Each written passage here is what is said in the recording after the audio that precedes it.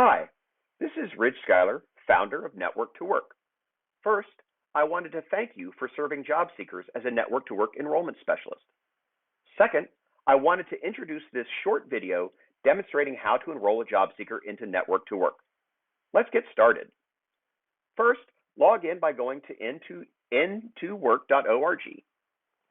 On the screen, you will see on the left a Manage Seekers button. Click that, and you can type in the name of the job seeker you're seeking to enroll. Once you've typed in their name, simply hit Enter. When their name appears, you can click on the highlighted name, and it pulls up their survey responses. You can go over with the job seeker answers they've already completed, and if they have not completed the entire survey, you can go to the top and update survey responses. With the job seeker, you can then go over the questions and have them answer them so that we get a complete picture of their situation. As you see, the questions are dynamic. So when you answer a question, it can open up further questions, such as this.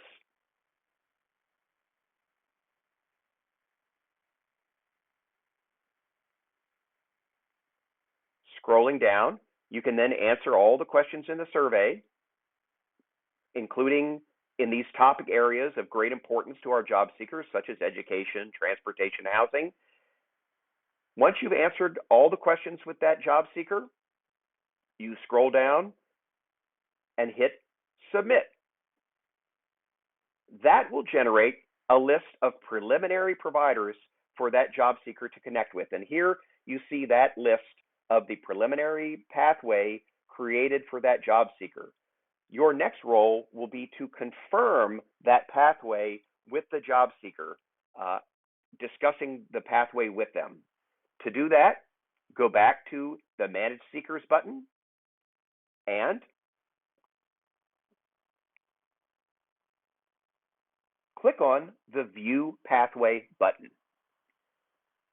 That will then show you the screen that lays out that preliminary provider pathway that was shown previously. Here, you can add dates, you can adjust providers, adding or deleting them, just by using this screen. Down below, you can see unassigned sections and resources. Those are ones that you could add manually if, based on a conversation with the seeker during enrollment, something comes up that wasn't included on their preliminary provider pathway. So to chart the seeker's pathway and assign dates, which is very important, you can go to this screen. You can also mark statuses. So in this case, since they have shown up for enrollment, they are on track for enrollment. It's always the first thing that I do when I'm enrolling a job seeker. Next, you can look at the list and assign a date by which that job seeker should connect with a provider on the pathway. Normally, you go to the one that needs to be attended to first. You just click on the little calendar. You pick a date that is the one by which they should connect with that with that provider, and simply hit Save. And you'll see then that that date is put on that job seeker's pathway, and that will show up on their own pathway on their own smartphone. Similarly, you can add dates to other providers and thereby create a very clear pathway for that job seeker to follow. We know by experience that if there's not an assigned date, things don't actually can tend not to happen. In this box, if there's a note that you want to send to the provider, you can include it here and click Save. And you'll see there's a little note icon next to where that note was posted. So you just go through the list.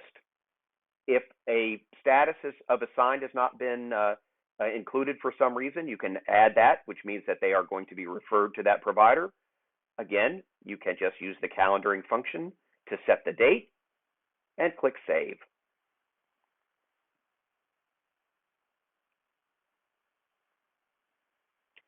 As I mentioned, there's also the possibility of manually adding providers to the pathway. Simply scroll down. For example, if they mentioned during the enrollment that they had a car loan payment that was coming up, you can select the car loan payment provider from the list of providers. Simply click it, add save. You could add a date if you wanted to. In deciding what dates to assign to a job seeker's pathway, we use a flag date rubric, which is simply a guide that tells us when should the first provider be seen and when should subsequent providers be seen. This shows you what our flag date rubric looks like, and using that guide, you can then place dates on the job seeker's pathway to let them know when they need to see a particular provider. So once you have finished charting the pathway for that job seeker, you mark the pathway as reviewed. It gives you a little reminder here to make sure that if you're the provider, for example, of enrollment, that you've marked yourself as on track.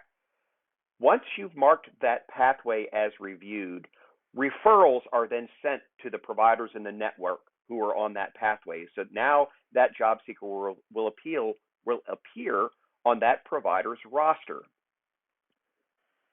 The final task for enrollment is to assign a navigator. You can see by this red exclamation point that no navigator has yet been assigned. You can also see that there is a note associated with this particular job seeker. To assign a navigator, simply click on the pencil icon, and it will pull up a list of potential navigators. By scrolling that list, you can see in parentheses the number of job seekers that are already assigned to a particular navigator. You can see who has capacity. You simply click the navigator button, add the advocate, click done, and now a navigator has been assigned. Remember, you can assign multiple navigators to a single job seeker. Finally, as the enrollment specialist, you can always go into your profile and update your notification settings so that you get notified, for example, when a job seeker has been referred to you. So that is all there is to being an enrollment specialist. It's a big and important job, but hopefully the technology makes it simple. Thank you so much for what you do.